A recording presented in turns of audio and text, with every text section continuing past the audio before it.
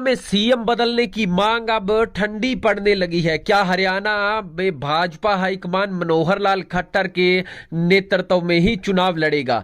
इसके पीछे की यदि वजह जानना चाहे तो अब तक सीएम की कुर्सी को खतरा लगातार बरकरार है, क्योंकि इस बार यादव प्लस ओबीसी जो है मिल करके सीएम मनोहर लाल खट्टर से नाराज चल रहे हैं और लगातार राव इंद्रजीत इस बात पर बल दे रहे हैं कि हरियाणा की चौधर अब दक्षिण हरियाणा में लाई जा सके, लेकिन ऐसा अब तक नहीं हो पाया है।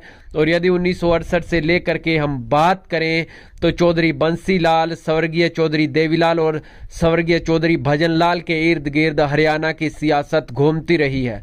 वर्ष 2014 के विधानसभा चुनाव से ठीक पहले हरियाणा की राजनीति में एक कहावत थी कि जाटों को खुश किए बिना हरियाणा की राजनीति में आपको चौधर या गद्दी नहीं मिलेगी।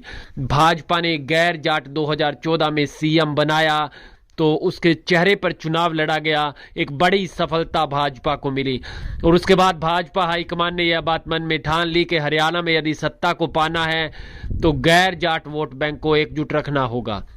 और यही 2019 में भाजपा करवाई तो फिर से भाजपा और जजपा गठबंधन की सरकार बनी है। लेकिन अब आपको बता दें कि ओबीसी समाज जो है वो भाजपा से नाराज चल रहा है, दलित समाज भाजपा से नाराज चल रहा है। जाटों की यदि हम बात करें तो करीब 17% जाट वोट बैंक है जो भाजपा से नाराज चल रही हैं। इसके अलावा ब्राह्मण समाज और बनिया समाज भी भाजपा से नाराज चल रही हैं। हरियाणा में सीएम मनोहर लाल खट्टर जो पंजाबी बिरादरी से आते हैं।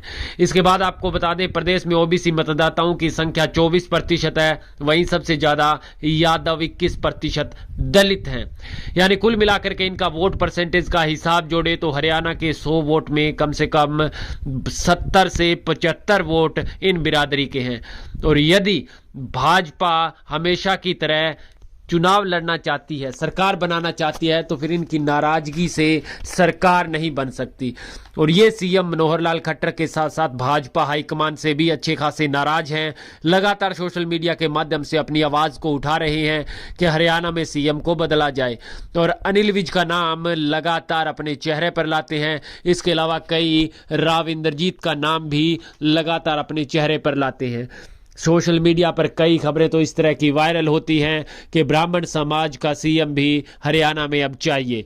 यानी कुल मिलाकर के भाजपा हाईकमान को इस बात का अब पूरा अंदेशा है कि जिस तरीके से वह हरियाणा में सत्ता में लौटी थी, शायद उनकी नाराजगी अब भाजपा पर भारी ना पड़ जाए, क्योंकि दलित, ओबीसी, जाट, ब्राह्मण समाज मिलकर के अब भाजपा के खिलाफ सीएम मनोहर लाल खट्टर से नाराज चल रहे हैं। हालांकि सीएम मनोहर लाल खट्टर ने जाटों को एक बड़ा तोहफा दिया था कि जाट आरक्षण आंदोलन में जिन युवाओं पर मुकदमे दर्ज थे उनके मुकदमे रद्द करवाए गए। और निश्चित रूप से अब आने वाले समय में सीएम मनोहर लाल खट्टर अपनी कुर्सी को जाता देख कुर्सी को बचाने के तौर तरीकों से हर बिरादरी को साथ लेने का काम कर रहे हैं, प्रयास कर रहे हैं, भले ही नतीजे कुछ रहे हो। आप क्या सोचते हैं इस पूरे घटनाक्रम और इस वीडियो पर? कमेंट बॉक्स में अपनी अहम राय अवश्य दें।